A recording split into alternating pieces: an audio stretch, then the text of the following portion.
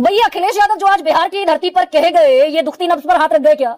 अगर अयोध्या पर कब्जा हो सकता है बीजेपी, अगर अवध हार सकती है, तो फिर मगध कौन सी कोई बहुत बड़ी चीज तो है नहीं। ये हुई ना बात। नहीं, आपको आता है उत्तर प्रदेश में। पहली बात तो राजेश चौधरी मर्यादित जबान रखिए।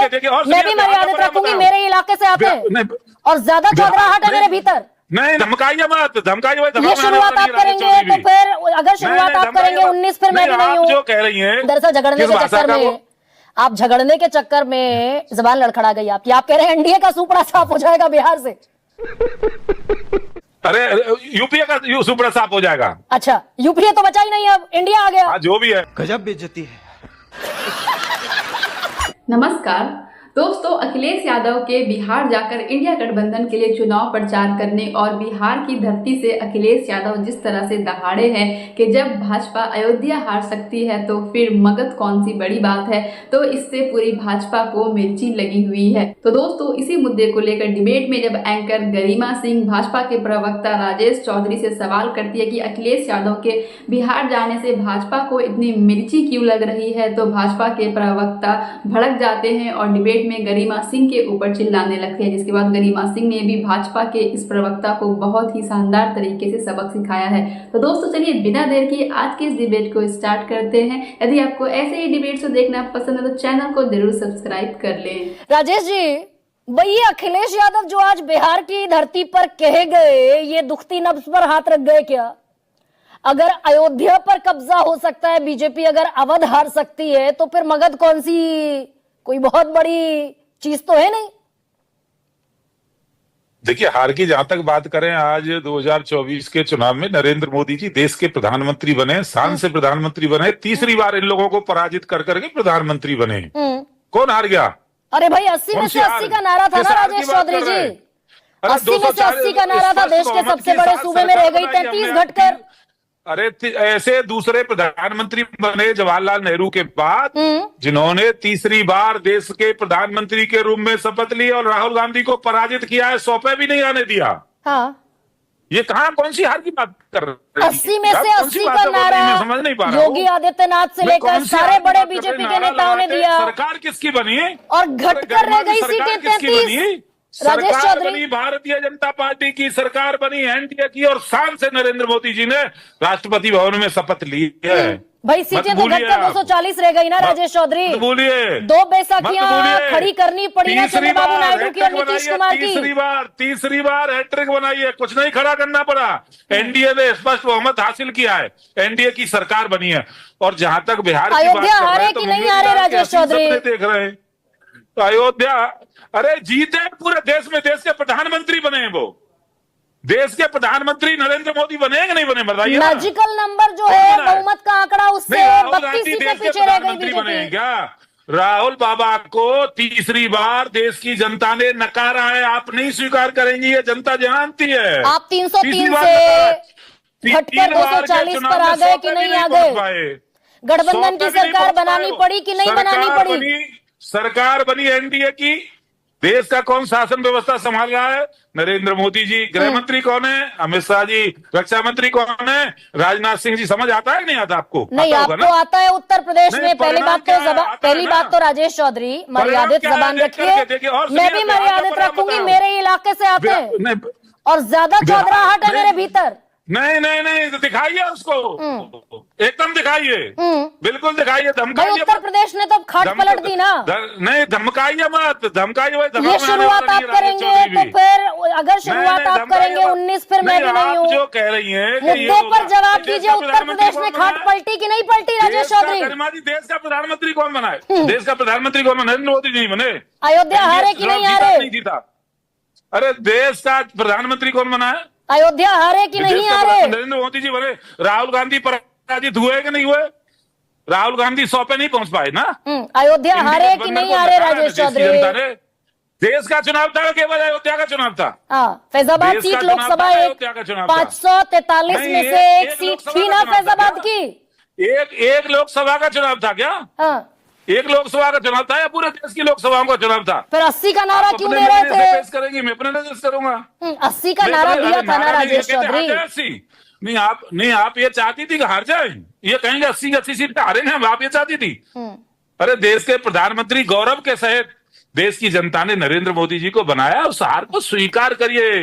अब चलने के लिए सरकार 1 साल से ज्यादा समय हो गया, पर आप वहीं अटके हुए हो। अरे मान लीजिए देश के प्रधानमंत्री नरेंद्र मोदी है, जनता ने अयोध्या का इस पर जख्म बहुमत के भूले, साथ बनाया, तो अयोध्या का स्वीकार जख्म कर भूल गई लीजिए। क्या बीजेपी? और अरे मैंने चाय वाले बड़ी का सीधी बेटा तीसरी तकरीर बार की राजेश प्रधानमंत्री बना है। चौधरी। एक सेकंड रुकिए, एक गरीब अरे का भाई रुकिए बेटा ना एक देश का सेकंड। तीसरी बार प्रधानमंत्री बना है। हाँ ठीक है, वो सुन वो लेंगे, सोने आपका की चम्मच मुंह में गरीब लेके आपका पैदा हुआ सुनेंगे, व्यक्ति नहीं है। आपका ये जो आधार ग्राउंड है सुनेंगे राजेश चौधरी। मैंने ये पूछा भाई, भव्य राम मंदिर के निर्माण के बावजूद 80 में से 80 सीटों के लक्ष्य के बावजूद अगर आप अयोध्या हारे, उत्तर प्रदेश में 33 पर सिमट गए, तो मगध की लड़ाई भाई आउट ऑफ द डिस्कोर्स तो है नहीं, जो अखिलेश यादव कह राम रहे हैं। मंदिर का निर्माण करने का गौरव हमको है। हम शान से कहते हैं, हमने वादा किया था कि राम मंदिर का निर्माण करेंगे, हमने राम मंदिर का निर्माण करके दिखाया। आप भी इस बात को स्वीकार कर रही हैं, और राम का आशीर्वाद हमारे साथ था कि तीसरी बार हमने गौरव के साथ इस देश में सरकार बनाई है। वो तो जवाहरलाल नेहरू आरएसएस के ने बाद कह दिया तीसरे था दूसरे कि भाई व्यक्ति अहंकार जिनको आ ये हुए। गया, राम किसने भगवान क्या राम कह ने दिया? उन्हें अच्छा, फिर डाउन टू उसी बात साइज में आ कर रही दिया। है। और मगध की चिंता मत करिए, सुपड़ा साफ होने वाला है वहां, एनडीए का सुपड़ा साफ होने वाला है। हाँ वहां पर नीतीश कुमार जी के नेतृत्व में फिर सरकार बनेगी, एकदम सरकार बनेगी। आप क्यों चिंता, क्यों परेशान हो रहे हैं? अब चिंता मत करिए। और देखिए राहुल जी देख रहे हैं हम क्या एनडीए किस का भाषा ये का इस्तेमाल राजेश कर जी, रहे हैं, आप दरअसल झगड़ने किस के भाषा चक्कर का में वो- आप झगड़ने के चक्कर में जबान लड़खड़ा गई आपकी। आप कह रहे हैं एनडीए का सुपड़ा साफ हो जाएगा बिहार से।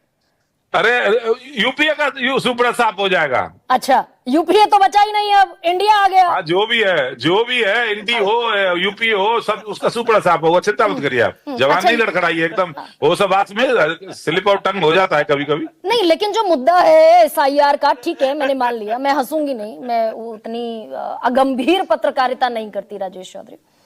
लेकिन जो मुद्दा है एसआईआर का, स्पेशल इंटेंसिव रिवीजन का, जिस पर सुप्रीम कोर्ट ने सबसे बड़ा सवाल उठाया और अब विपक्ष हाय तौबा मचा रहा है। भाई सुप्रीम कोर्ट ने कहा कि ये समय, ये वक्त जायज नहीं है चुनाव से ठीक पहले।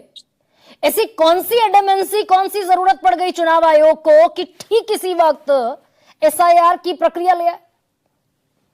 तो ये वाली बात तो आपको चुनाव आयोग से पूछना चाहिए जाके। चुनाव आयोग एक स्वायत्त शासी संस्था है, इंडिपेंडेंट बॉडी है, वो देश में चुनाव कराती है। उसने अनेक बार कांग्रेस की सरकार बनाई है, जनता पार्टी की सरकार बनाई है, भारतीय जनता पार्टी की सरकार बनाई है, और हर साल वो चुनाव करा रही है। अब चुनाव आयोग का प्रवक्ता तो मैं हूं नहीं, मैं तो भारतीय जनता बीजेपी तो पार्टी का प्रवक्ता प्रवक्ता हूं। बनती है चुनाव आयोग नहीं का। नहीं चुनाव आयोग की देखिए, बीजेपी ये वो प्रवक्ता चुनाव बनती है आयोग कि नहीं है। हाँ। ये वो चुनाव आयोग नहीं है कि मिस्टर गिल चुनाव आयोग थे और कांग्रेस ने अपनी सरकार में उनको मंत्री बना दिया था। हाँ। कितनी ट्रांसपेरेंसी थी देखिए। उनका इस्तेमाल किया भर चुनाव, जब तक वो आयुक्त रहे। उसके बाद जैसे रिटायर हुए, उनको कांग्रेस पार्टी ने मंत्री बना दिया, मनमोहन सिंह जी की सरकार ने।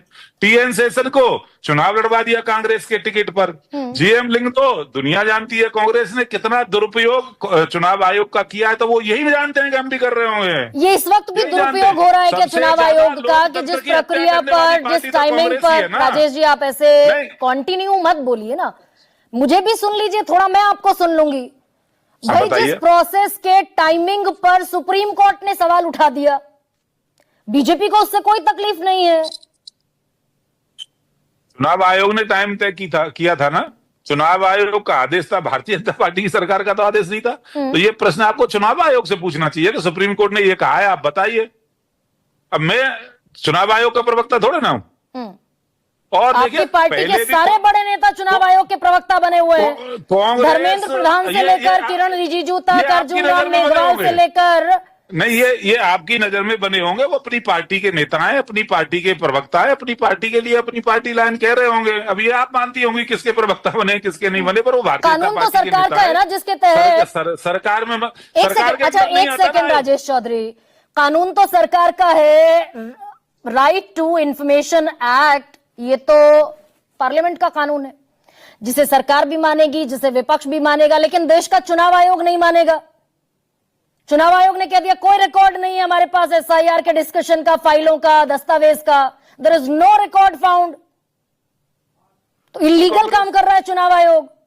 ये तो गलती कांग्रेस की है। चुनाव आयोग क्यों नहीं रखा था उसने राइट टू इन्फॉर्मेशन में? ये कानून तो बना करके मनमोहन सिंह जी गए थे।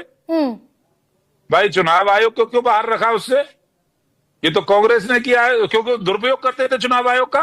किसी भी संस्था के लिए ना ये गलत जानकारी दे रहे हैं राजेश चौधरी। किसी भी संस्था के लिए ये जानकारी नागरिकों को मुहैया कराना जरूरी है, अनिवार्य है।